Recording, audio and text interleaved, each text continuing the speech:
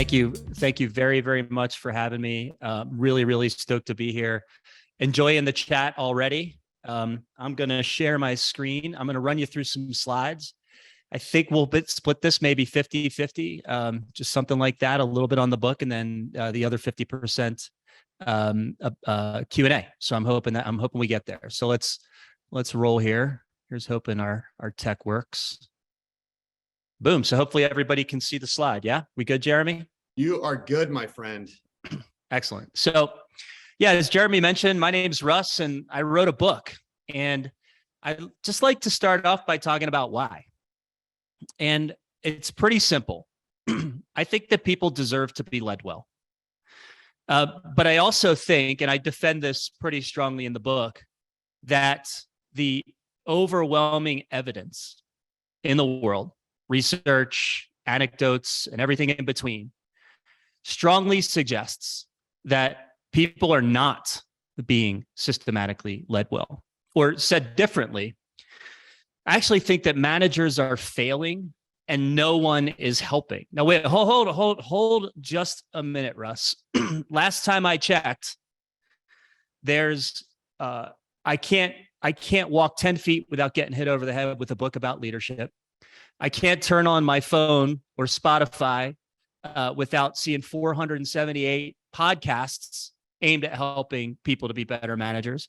What do you mean no one is helping? Well, don't worry, gang. I actually brought receipts. And so to start off, I hope you'll indulge me in a little bit of a fantasy. And don't worry, it's a G-rated fantasy, but it goes something like this. It's I get to ask every single person, the thought leaders in the industry, think of the names. Actually, you think of the names right now of the big thought leaders around leadership, right? And I'm going to get to sit each one of them down individually. And I'm going to ask them, how do you think your stuff contributes to the advancement of the leadership discipline? And I got them one-on-one. And so what I think each of them will say is that their content is a selection in an a la carte lunch line. That's how they think about it. So as I'm the manager and I'm moving through an a la carte or a buffet style lunch line, whichever you prefer, and I reach out and I take a little off the Simon section, let's say, just pick that name out of a hat. Then I reach over, I pick a little off the Kim section, maybe a little off the Liz section, a little off the Adam section. Those are just random names I just came up with in the moment. And I put them on the tray and I walk away and I've got this, nutritious meal, which is now the metaphor for my leadership toolkit, that I can go and solve every leadership problem imaginable. The problem, though, with that perspective is that it doesn't feel at all like a leisurely trip through a buffet style lunch line for your average manager. Instead, it feels like they're hogtied in the center of a middle school cafeteria while there's a multi-thousand person food fight transpiring, right? Like broccoli bouncing off your head, mashed potatoes sliding down your cheek. The problem is that all that content out there, it's too much. It doesn't hang together. And most important is not one of those leadership prescriptions offered in all those books and podcasts and articles holds itself to measurable account. Leadership is supposed to produce two things: a result, and along the way, ideally, you've got people engaged in getting that result. That's it. Happy people getting great results, happy results. That's what leadership's supposed to do. So doesn't it make sense that a good leadership prescription then measurably and predictably leads to more engaged employees or work happiness and better business results? Okay, so that's the book that I wrote. And so what I'm going to talk you through today really is the intellectual underpinning, how we got there. The practical how-to, I'll do a very brief overview on, but I promise all the practical how-to that you need is it okay, Jeremy, if I'm a tiny bit shameless, or you don't prefer I'm not holding this up by my face? Shameless. No, yeah, we'll okay, shamelessly send folks a link afterwards too. All right, cool. And even if I hold it up in front of me, like, is that too much? Or no, it's okay, all fine. good. I'll let you know. I'll send you a private message when it's bad. Okay, thanks. I'm not sure I'll see it at this point. So That's the idea. So here's what I'm going to ask though. And you don't have to answer now, but I am going to ask you right now. And then I'll ask you again at the end. Please join me on my quest to rid the world of Ask Cloud managers everywhere. All right. So that's what I'm asking for. I'm asking all of you to join my quest to rid the world of Ask Cloud managers everywhere. And the way we're going to do that is we're going to make every manager measurably great. Okay. So I want to introduce, I've actually got a little exercise for you. And there's no right or wrong answer. We'll just take a couple minutes and do this. It's called the manager job description exercise. So Russ, if you come out here and you're talking about it's too complex, there's too much stuff, it doesn't hang together. Well, you also need to be the guy who attempts to simplify this job. And you don't have to be a manager. You might be one day, you might have been one in the past, as long as you've had a manager. So let's get into that exercise now.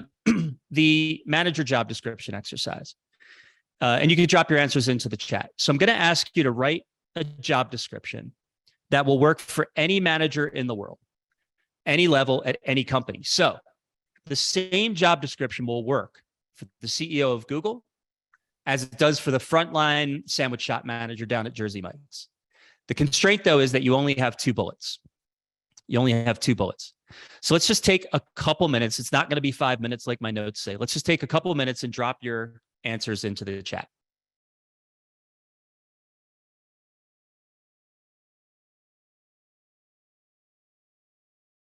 Okay, this is great. This is great. You all are all over this. So there's no right answer here. I think many of you are on the right track.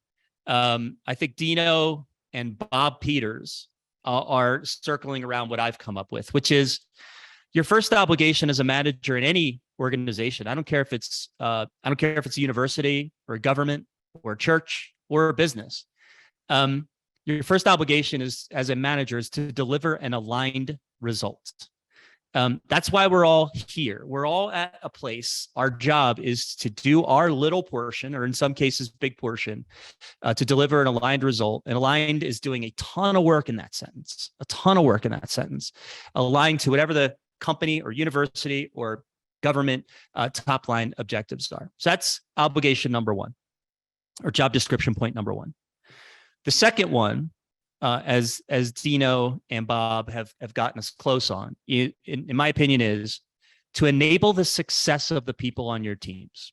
Enable the success of the people on your teams. So there's short-term success, so helping people to be successful in their job, like right now, tomorrow, next week. But then there's also long-term success, which is participating in helping them to realize their wildest dreams beyond these 4 walls. In this current company. And that's that job description.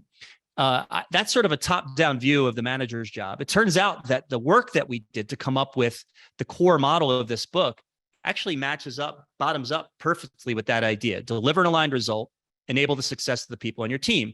And that model is centered around what I call the big 3, which I am going to withhold for a bit, just because I want to build maximum suspense. Okay, but here's what the big 3 looks like. So better leadership leads to better engagement, which leads to better results. Now, and so the big 3, which are 3 broad sets of leadership behaviors, lead to more engaged employees who in turn deliver better business results. There's a couple of really important ideas here. Idea number 1 is that it is employees who deliver the results of a company. It's not the CEO. It's not the chief operating officer or the C-level executives, and it's not actually the managers. It's the employees. The results of a company are nothing more and nothing less than the sum of the results of all the employees. I think that's really important. I think a lot of times, especially senior folks, get a little confused about that. And it turns out it's the manager more than any other factor who is most likely to create or destroy the circumstances under which employees can do their best work. And so again, the big 3 is a set of behaviors, 3 broad sets of behaviors that measurably and predictably lead to better, more engaged employees who in turn deliver better results. So to double click on this idea of engaged employees, if everyone could take a minute and just drop in the chat, and I promise it's under 30 seconds, tell me what you think employee engagement means. So take a minute in the chat and tell me what you think employee engagement means.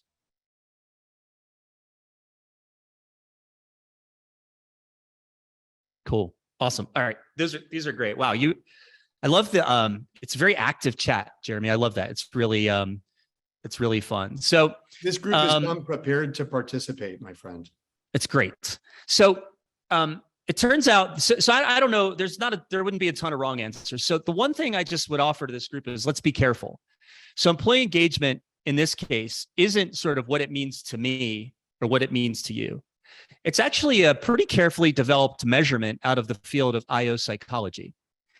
And you ask a handful of pretty like well-established questions at this point, and you'll see some of your themes. I'll tell you a few of the questions. Some of the themes are, how proud are you to work at this company? One is like an employee net promoter score. How likely are you to recommend this place as a place to work? Another is discretionary effort. How likely are you to go above and beyond? Another is employee satisfaction. Overall, how satisfied are you? And then a question about fulfillment. How fulfilled are you? And it turns out this is a measurable idea, which is actually really important. And in fact, many companies and institutions do measure this. You ask employees those questions on a 5-point scale. Top 2 choices equals engaged. Bottom 2 choices equals disengaged. And the middle one's just kind of neutral. The reason that's important, and I'm going to have to unshare and reshare here in a second, sorry about that, is because there's a very, very strong relationship between the level of engagement for employees and the results that an entity delivers. And so I'll give it one shot. Did it change just then, Jeremy? It did. Hey, miracle. We might be back. Love it. So check this out. So why care about engagement?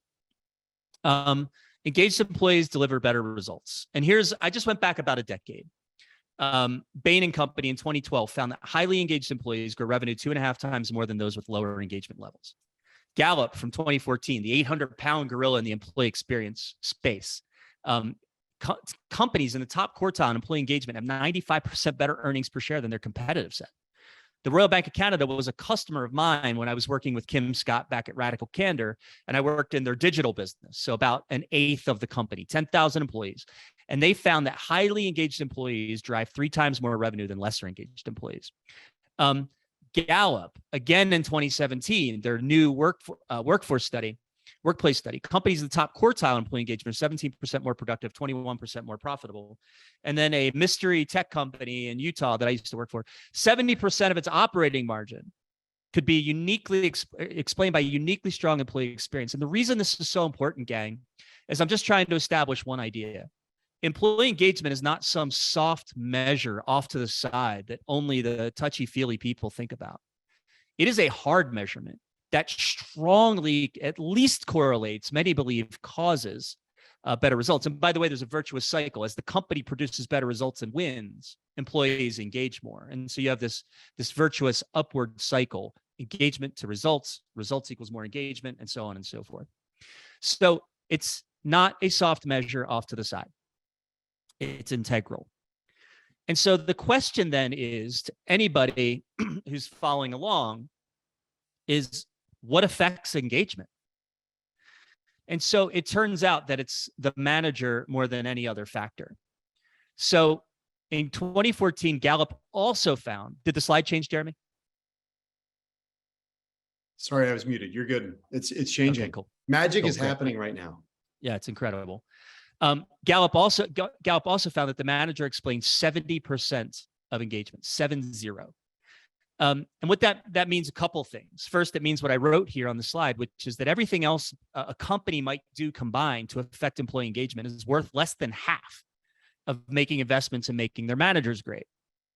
The other thing that it means is that what this technically means is, in very large data sets, if you observe a positive variance in employee engagement, you trace that back, do a statistical regression back through your data, you will find that 70% of that variance is explained by commensurate positive variance of manager quality and vice versa. So a disengaged team generally means a worse manager. A highly engaged team generally means a better manager. And at scale, it means better managers, not necessarily a better CEO. If Google, for example, or Apple has very high engagement, that doesn't mean the CEO is great. It means their managers on average are systematically better than most other places. So Hey, Bahar, definitely not incorrect, but we can agree that citing causality, saying it's causal, is tricky, but the correlation's pretty strong, and I'm pretty careful to say it that way. The correlation's pretty strong. Pretty careful to say it that way. So, and then Qualtrics did a workplace study in 2020. And this one, I've been looking at this data now for 5 years. Sounds like Bahar's been looking at it for a million years.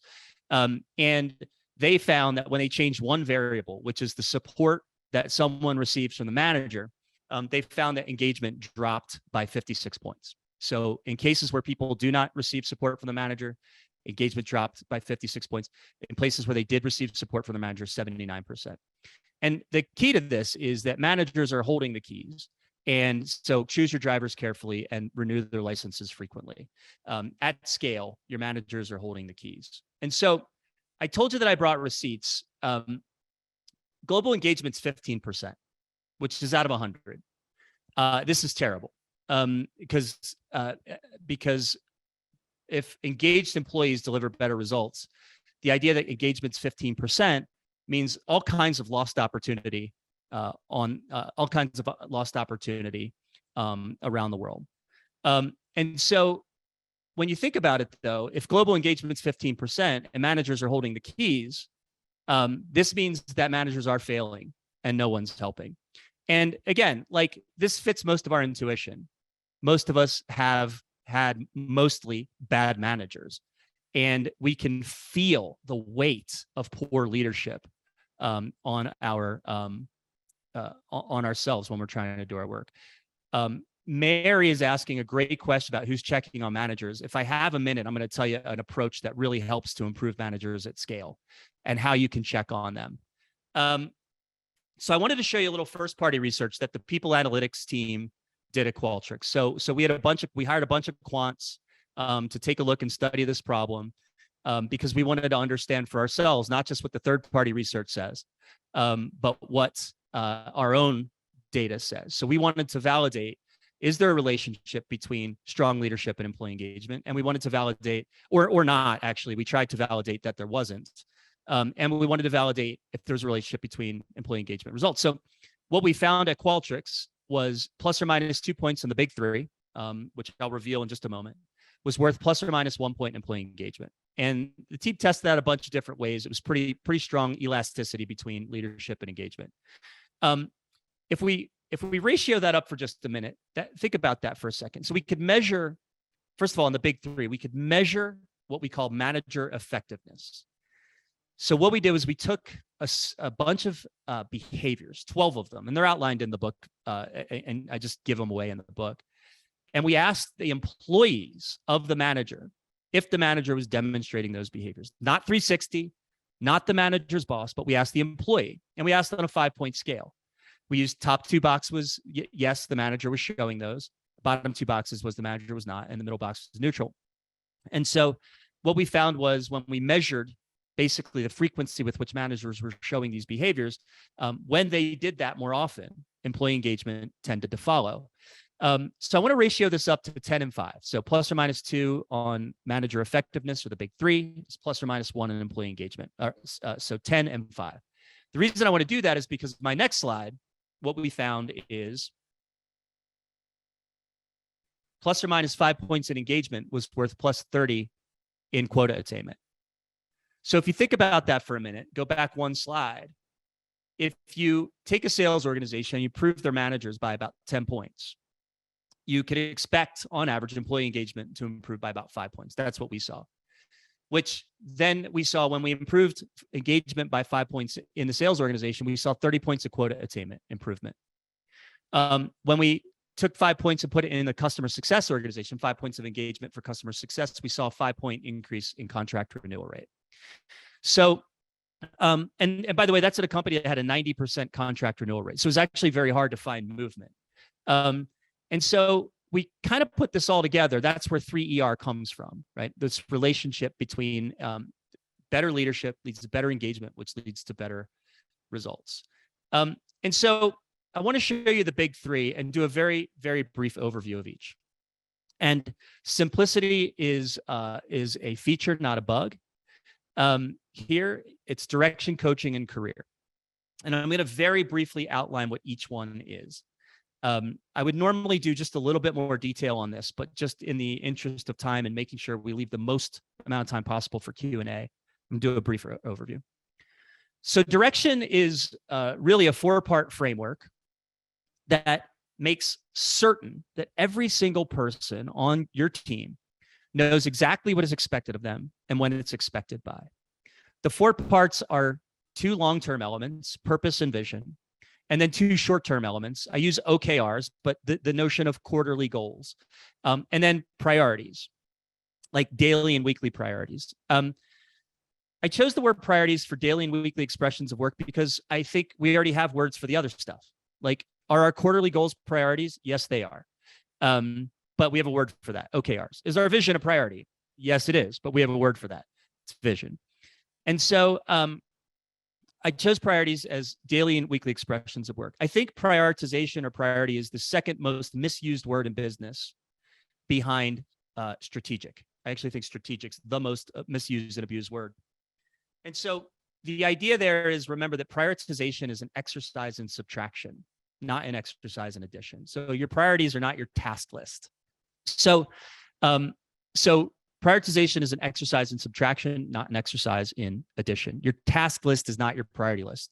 What are the very small number of things, like 3 in a day or 5 in a week, that you need to achieve to advance your quarterly goals, or whatever cadence you prefer for goal setting? And they all have a parent-child relationship. So purpose is the longest lasting idea. It barely changes. That's sort of like your mission. So for example, Google's purpose in the world is to organize the world's information and make it universally accessible and useful. That's not a particularly accountable idea, but it remains their mission today, after what is coming up to 20 years of existence. Vision is a little less persistent. It usually lasts a little longer. It's more likely to change than your purpose, and it tends to be a little more accountable. So one of my favorite vision statements ever was Microsoft, computer in every desktop and in every home. That was their 1985 vision. Their new vision's different, but I always loved that one because they never achieved it. My evidence is my grandmother at 95 years old still does not have a computer on her desktop in her home. And that's a little more accountable, right? That's observable. That's a market share idea in the end. But a really big idea, but still pretty accountable, something you can sort of touch and feel. SpaceX has a vision of enabling life on other planets. That's something you can touch and feel. It's pretty accountable. And so purpose and vision are the 2 long-term elements, and vision is a function of purpose. Your quarterly goals are a function of your vision, and your daily and weekly priorities are a function of your quarterly goals. That's kind of how the direction framework works. Sliding down to coaching. I chose the word coaching over like feedback or guidance. I just think coaching feels more energetic. If you think about athletics or performing arts, coaching it's right there. It's alongside the performer. It's alongside the athlete. It's energetic. You're on the field. In an athletic context, the coach isn't on the sideline like the cheerleaders yelling generalities that aren't helpful, like, yay, go team. Some of the worst coaching available is the phrase "good job," because it's not specific and it doesn't help the person understand what they should do more of.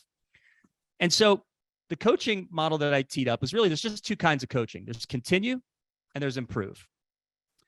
Continue what you're doing well and improve the things you need to do better, both with an eye toward one thing: helping people to be as successful as they can possibly be. This continue coaching idea, a lot of people are sort of surprised. In fact, I offer the idea that you should use a ratio of 5 to 1, continue to improve, which is surprising to folks because the improve coaching is the stuff that gets tons of conversation or tons of attention. Radical candor. Most people experience that 2x2 as a mechanism for thinking about giving hard coaching or improvement coaching. Crucial conversations. These are a couple of the seminal works around coaching, and they tend to focus more on the hard conversation. That's worthwhile because the hard conversation is called the hard conversation because there's a bunch of actually really fun and interesting brain chemistry at play, which I cover in some detail in the book. But I like to focus a little more on continue coaching, 5 to 1. And I got that from the Positive Coaching Alliance, which is a nonprofit that operates at many levels of from professional all the way through youth athletics. And they say you should offer praise to criticism or continue to improve at a ratio of 5-1. When I was coaching Little League a bunch of years ago, I went to a seminar from the Positive Coaching Alliance. And I heard that offering. And I thought, these are 9, 10, 11-year-old kids. And I went and I grabbed my coaching partner, the other coach on the team. And I said, look, we're on the same page. We always thought the kids wanted to win. So we always said development first, but winning matters was our culture. And so that's kind of how we coached. And I said, Drew, I think we really need to focus on what the kids do well. And he said, yeah, let's go for it. So I devised this simple practice. I called it the book. It's not the most clever name you've ever heard because I literally had a lab book. And throughout practice, I would write down the things the kids did well. So for example, you showed up to practice on time. I wrote your name in the book for being on time to practice. We didn't call you out for being late because guess what? When a 9 or 10-year-old is late to baseball practice, it's not really their fault, is it? That's usually the parents' fault. We wrote down when you counted loudly during stretching. When the quality of the stretching gave way to just counting loudly, we started to, identify how to do the hamstring stretch properly and call that out. Midway through practice, we'd convene the kids and I'd read through the things that they did well. We do it, repeat at the end. And sometimes I'd even do a little write-up on the team website at night. And it might seem a little trite to talk about counting loudly during stretching, but we also did it for things as technical as fielding a ground ball. So center the ball in your stance, move your feet to center the ball in your stance, get your glove in the dirt, cover it with your throwing hand, take the fastest path from the ground to your throwing shoulder, take a hard step with your back foot, a big step with your front foot, fire over to first. And when the kids did that well, we wrote that down too. What I think it's tempting to do is to say that kids are somehow really different from us as adults, that the praise somehow matters more or is more effective with children. I don't think that's true. I think kids are just small versions of us. And I think if you think of praise as an ego stroke, which is typically how folks think about it, then I think you're missing the point. If you think of continue coaching as a way to emphasize and make explicit what's working, then you can start to see the leverage in that. I've never seen a better behavior driver than reinforcing what people do well. And I learned this with the children. And here's the big insight. Good continue coaching is specific and sincere. So the phrase good job is terrible. That doesn't do anything for anybody. But when you're very specific about what they've done, that gives them the best chance to repeat it. And by the way, as the leader, it forces you to know the standards on your team because you can't be specific unless you know the standards, right? You just can't do that. How many people go home and say some version to their partner, their roommate, their dog, hey, my boss doesn't even know what I do. Well, that happens a lot. And once you start doing continue coaching in specific and sincere terms, the days of people thinking their manager doesn't really know what they do are gone. So I cover a lot of that. I have a chapter on coaching the boss, which a lot of people want to know how to coach their manager. And it's really tough. So I offer like a 4-step process for doing that. And then I flip it around and say, hey, managers, look how hard this is for people to do. Why don't you create a better environment where people can give you the feedback on the things you need to do to improve and that the team needs to do to improve? Okay. And then finally, career conversations is a model that I've developed over a decade. Started with a simple piece of advice from Sheryl Sandberg, actually, Chief Operating Officer at Meta, departing soon, author of Lean In. She said, you have to have a long-term vision and a short-term plan, or she said an 18-month plan. And so I took that and I kind of devised that into kind of like a model I call career conversations. And the idea is that you and your direct report get in touch with what their dream job is. And it's not your 5-year plan or your 10-year plan or that's kind of old thinking. It's just what's the dream when you're happiest, when you're most fulfilled, the pinnacle of your career. What are the things that you're doing? And we try to turn that into something crisp, like what I ultimately call a career vision statement. Once we know someone's career vision statement, we are then in a much better position to take tangible action right now to help them take small steps toward that long-term vision. So the vision isn't the next job. The vision isn't, I want to be a manager soon. The vision is truly their best guess at their dream job. And you can deal with 1 or 2 or 3. A lot of people think, oh, my employees are young. They don't know what they want to be when I grow up. I don't even know what I want to be when I grow up.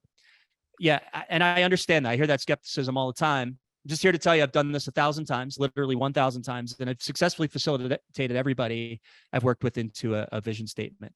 The fact that they change, and by the way, mine have changed over the years. The fact that they change isn't an excuse not to plan. I find it bonkers. We plan our weekends. We plan our meals, some of us. We plan our weddings. We plan our kids' parties. We plan everything in our lives. And yet for our careers, most of us, that thing we spend half our waking hours on, we're mostly kind of haphazard and random. It's like we're playing career Frogger. We just jump from open space to open space, dodge the truck, dodge the turtle, dodge the alligator, get into a slot on the other side of the street that looks exactly like the place we just left. And here's what I'll offer. I think a lot of managers make a small mistake. They think of the employee sitting across from them just as an employee. And they're not. They're a human being, a full human being. They've got a trajectory that predates them being with you in that chair sitting across from you. And they also have a much longer trajectory beyond being on your team and beyond the four walls. You can decide that your job is only to help them in that little narrow window of time. Let's call it 2 years that they're with you. Or you can decide to help enable the entire trajectory. And I'll argue that's your job. Real quick, just one last thing for the chat. Has anybody here ever seen a space movie? And if so, can someone please, as quickly as possible, talk about what is the slingshot maneuver? Can anyone quickly define the slingshot maneuver? I wish I had Jeopardy music queued up, Russ. I don't. I'm sorry. That's okay. We're gonna let the audience do it. Boom. Leah comes right in with whip around the sun and out into space. Pretty good. Using gravity. So yeah, boom. Okay, everyone's got it. So yeah, this is like an idea in every single space movie where, the mission's in jeopardy. We left a guy on Mars, in one case, and we're running out of fuel and we've got to turn around and go. And so the idea is that the spaceship uses a planet's gravity to get enough acceleration to launch them out into the far reaches of the galaxy or whatever, so they can complete their mission.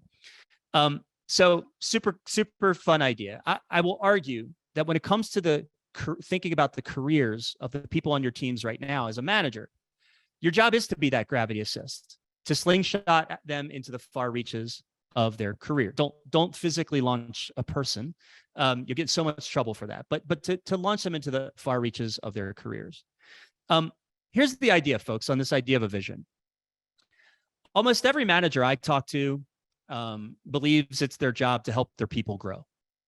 Almost any employee I talk to believes it's their manager's job to help them grow. The biggest problem that I see, though, is neither of them is asking the question, grow into what?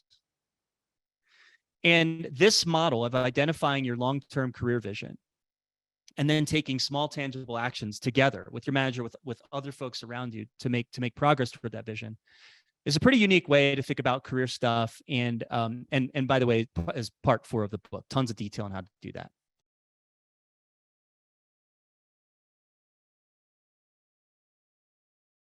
Russ, that was your 90 seconds of breathing room. I hope it was sufficient for you to take a look at the chat. If you want, let me know where you want to dive into questions. And if you want me to cull through as well, I'm happy to do that. Yeah, it's pretty tough. I mean, I love an energetic chat, but I'm having a hard time finding really even one question. So I think I'm gonna have to go kind of more recency biased, and I apologize for that. So one thing I just want to pick up, Mary made a comment. It's not even a question, but a comment. She says, we are a fulcrum. That's an interesting way to think of managers in that way. I like that a lot. And when you think about the concept of we use the word leverage a lot in business, and it harkens to the physics idea of leverage, creating mechanical advantage, using a lever. And I've become pretty convinced that I'm just gonna take a CEO for a minute. The CEO often thinks their job is to manage the company. And that's kind of right. But if that extends into their daily behaviors, it's wrong. The CEO's most important job is not to manage the company. The CEO's most important job is to manage the 7 to 10 people on her staff and to manage them extremely well. The woman that took over as chief people officer at Qualtrics when I left, her name is Julia Anna. She's wonderful, came from Adobe. She's a pretty senior person. She's a chief people officer. She told me as a senior person, she left a job because she didn't get even like halfway decent blocking and tackling management from her boss. And I think a lot of times senior people become absentee managers because they're trying to give their reports a lot of room for autonomy and things like that. And that autonomy is great. Autonomy means it's my most important job requirement. Please don't misunderstand. But you end up showing up more like an absentee manager and less like someone who's trying to grant folks autonomy. And if you carry this on through the organization, direction, coaching, and career, making certain everybody is crystal clear about what's expected, when it's expected by, coaching them to success, by the way, on those expectations, and then working with them on their career stuff to help enable their wildest dreams. You can kind of see how that can create a lot of leverage if every manager behaves that way over and over throughout an organization.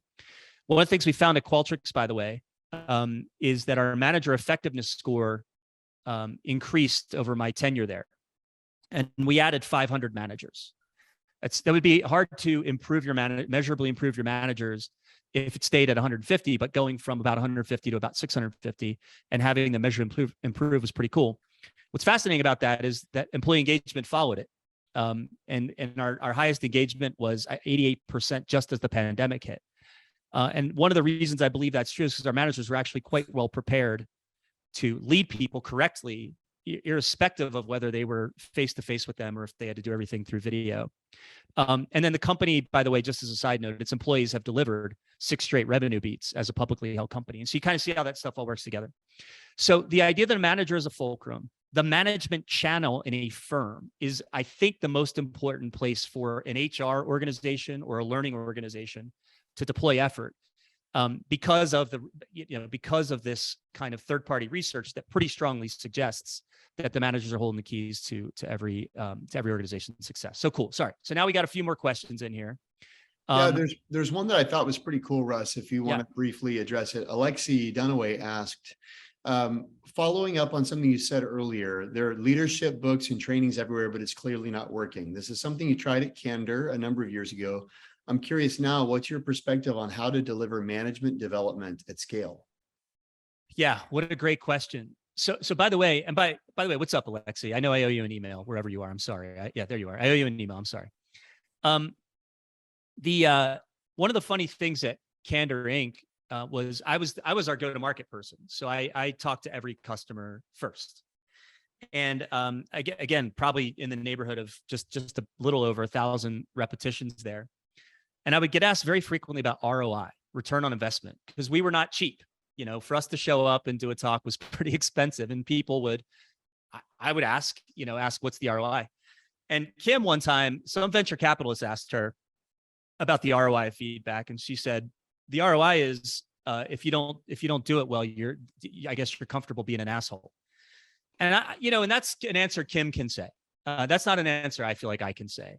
And so I started to feel obligated to think more deeply about the return on investment of leadership behavior. And that's actually, in the end, Alexi, really the genesis of the book. If I hadn't developed the evidence around this, better leadership leads to better engagement, leads to better results, I actually wouldn't have written the book. So how do you do it at scale? I wrote a model toward the back of the book called STACK: Select, Teach, Assess, Coach. So in all of those activities, with a through line of one leadership standard. So first, select. Stop selecting managers because they were the best individual contributor. That's actually a bad criteria. The activities that make you successful as a manager look nothing like the activities that make you successful as an individual contributor. Traits or attributes do, but the activities are wildly different. So select for leadership disposition, whether internal or external, new manager, old manager. I built a rubric for this, actually. It's on my website, whentheywin.com/tools. And so now we start out of the gate, we're selecting managers for leadership disposition and not because they were just a good salesperson or a good engineer. By the way, in food services, you get to be the manager because you're just still there. Like, it's like, oh, you're still here. You're the manager now. Here's the keys. So then you do, so select, teach, Then you need to teach people. Teach people that leadership standard, ideally one that measurably and predictably leads to more engagement and better results. But I'd say two things about that. One is you need to work very hard to keep out the other stuff and help people focus. Remember, managers have a real job to do every day, every week, every quarter. And then I'd also say, remember that coming out of training, a really small number of people are capable of a really small number of behavior changes. And the behavior changes people take on are often fraught with bias. So they'll often take on things that they're already a little good at, or they'll often take on something that already fits their worldview, rather than taking on the thing they really need to get good at to be more effective as a manager. And so that's tricky. So what I'll take to my grave is the next two parts are way more important, which is assess, coach. So now that a manager has been selected well, they've been taught the leadership standard, now we can assess them. The way we did this at Qualtrics, we took a little bit of a risk on this. It turned out to be a good decision. The way we did this was we asked the employees if they saw their manager showing these 12 specific behaviors that I outlined in the book. I'll tell you what, gang, this is what changed our management culture overnight. I don't even care if we didn't do anything with this. The fact that a manager who is capable of hiding from their boss and never capable of hiding from their teams, we just took away the ability now to hide from your boss from the perspective of your employees, because when the employees assessed you, you were going to have to be accountable for what they said. So the absentee management vanished at our company overnight, just with this one change. On top of that, we did a couple things that were, I think, they ended up working out in our favor. One is we made the questions behaviorally oriented. In other words, you combine the fact that these tools like Qualtrics or Glint or whatever, they have confidentiality thresholds, meaning the manager doesn't know who's saying what, and you make them sort of about a specific behavior. It meant the employees were a little more honest on average than they might otherwise have been. We didn't ask a question like, how much do you trust your manager? That I understand why that question exists, but it feels a little more like a popularity thing, or there's just a relationship rub there, versus asking specifically if your manager's showing the behaviors we believe relate to engagement results. And so that assessment was huge, and by far the most important in Stack. And then last is coach. And so assess, coach, assess, coach, assess, coach every quarter. There will be gaps. Managers will have gaps. The best ones are excited to see that. And we gave them very specific ways to help them work through those gaps. So we coached them. I'm pretty sure that not one of those things on its own will work. I'm pretty sure if you just train your managers, you shouldn't expect much of a different outcome. Pretty sure if you just select your managers, you shouldn't expect much of a different outcome. And even maybe if you just assess them, that's maybe got the best shot. But the full approach, select, teach, assess, coach, common leadership standard throughout those four ideas, was how we were able to improve our managers at scale. So hope that answered your question. That was an amazing answer. And Simon posted a link to some of the material in chat. So thank you. One last question I'm actually dying to get your advice on, or your gut reaction to, before we just give you the floor for closing thoughts. I know we're getting close to time, but Mark, a member of our extended community here, asked a great question. He said, what advice would you offer if there's a mismatch between a staff member's ideal vision of their work and the actual opportunities and responsibilities in their role in the organization? Yeah. And a couple people plus one to that. So there's clearly some interest there. Yeah. One of the most common questions about the career conversation stuff. So one of the big concerns, what I'd say, Mark, is the way you'll get the best answer here is I'd say try this approach with one employee, and just see what happens. But let me tell you, give you a little more detail in career conversations, and it might sort of elucidate how that works. By the way, it's actually probably more common. There is a mismatch between current day responsibilities and the long-term vision. In fact, if it's a vision of any sort of quality, that will almost certainly be the case.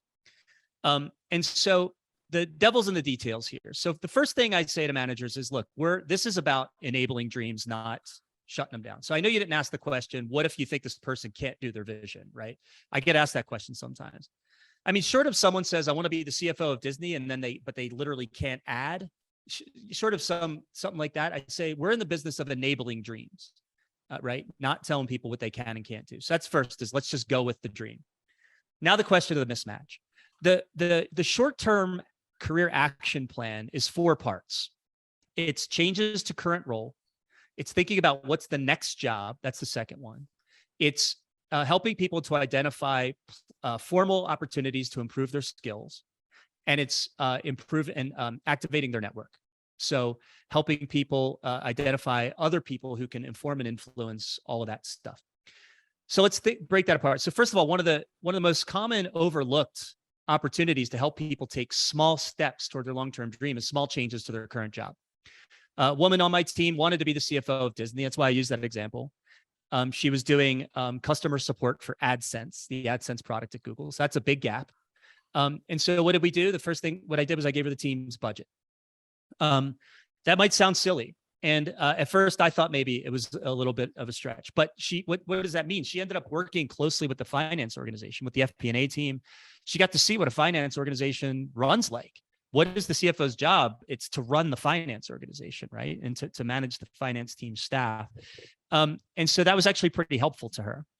So that's a small change, an enormous gap between her dream and what she was doing in the moment. I had a woman that worked for me in Australia doing customer optimizations, and she wanted to be a newscaster in Germany. I almost can't make it up. Another woman was running a big operation at Google, and she wanted to be a interior design. She wanted to be a chief operating officer for a 40-person interior design firm. I mean, these gaps are enormous. So the first thing we do is there's small things we could do in the current job that are useful to the company and to this team, but also help them take small steps. What is the next job? I had a guy that was doing a pretty big job for me at Google, who wanted to, his vision was to be the CEO of a consumer tech company. And we were doing like operations. We had pre-sales, we had tech, we had implementation, and we had like tech support. And there was kind of a mismatch there.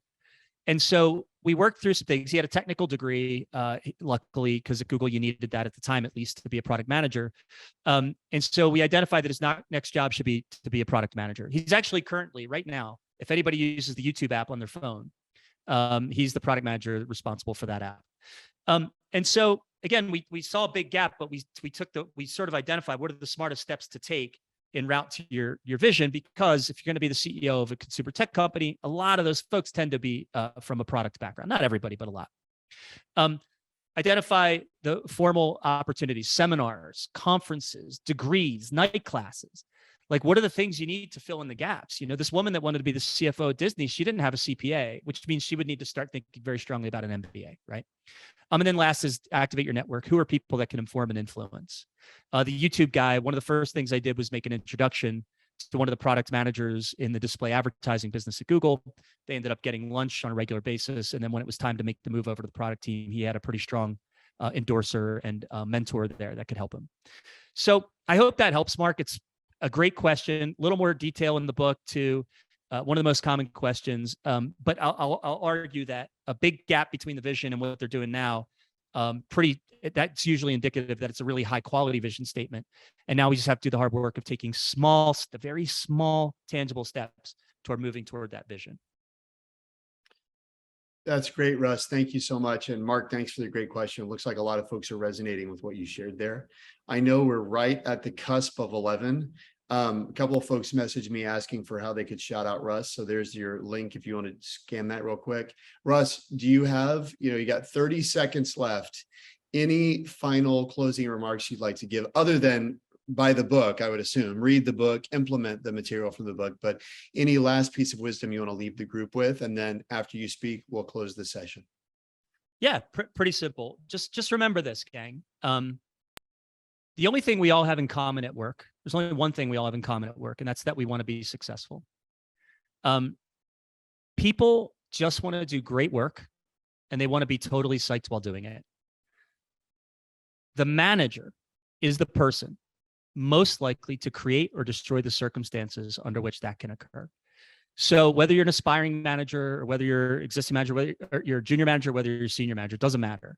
You're holding the keys. You're the person most likely to create or destroy the circumstances under which people can do their best work and be totally psyched while doing it. So I beg you, if you're in that role, please, I see you probably already do take it seriously if you're here, but be the best you could be. And I think, people deserve to be led well. And if they could be happier at work, I think that leads us to just a little bit of a better world.